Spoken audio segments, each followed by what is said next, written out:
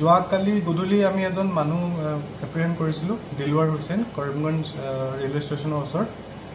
তেওঁৰ ওপৰত আমাৰ অলপ সন্দেহ আছিলে। তেওঁৰ মোবাইল চেক কৰাৰ পিছত আৰু থৰলি যেতিয়া আমি ইণ্টাৰগেট কৰিলোঁ, তেতিয়াও তেওঁ এজ এ দালাল কাম কৰি আছিলে ইনফিল্ট্ৰেশ্যনত, যোনখিনি ইলিগেল মাইগ্ৰেণ্ট সোমাই লাষ্ট 2-3 মাহত যোনখিনি আমি এপ্ৰিহেণ্ড কৰি আছোঁ মানুহ।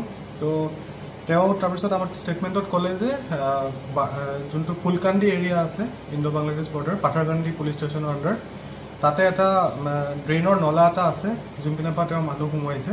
তো সেইমতে আজি ৰাতিপুৱা তেওঁক আমাৰ চাৰ্চ টীম এটা গ'ল, গৈ পেলাই তেওঁক তালৈ আমাক লেট কৰি লৈ গ'ল।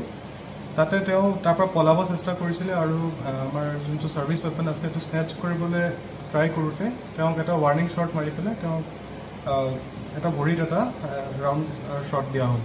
সেইমতে তেওঁক এতিয়া আমি কৰিমগঞ্জ চিভিলত আমি এডমিট কৰাইছোঁ আৰু আমাৰ 2জন পুলিচ পাৰ্চনো ইনজিয়াৰ্ড হৈছে, তেওঁলোকো এডমিট আছে এতিয়া। আৰু বাকী ইনভেষ্টিগেশ্যন চলি আছে।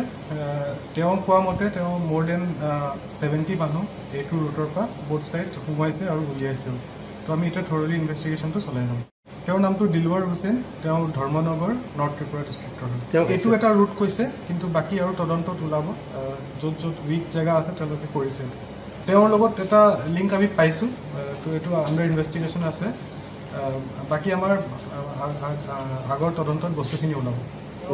আমাক যোনটো ষ্টেটমেণ্ট দিছে, তেওঁ লাষ্ট 6 মান্থছৰ পৰা এইটো কাম চলাই আছে।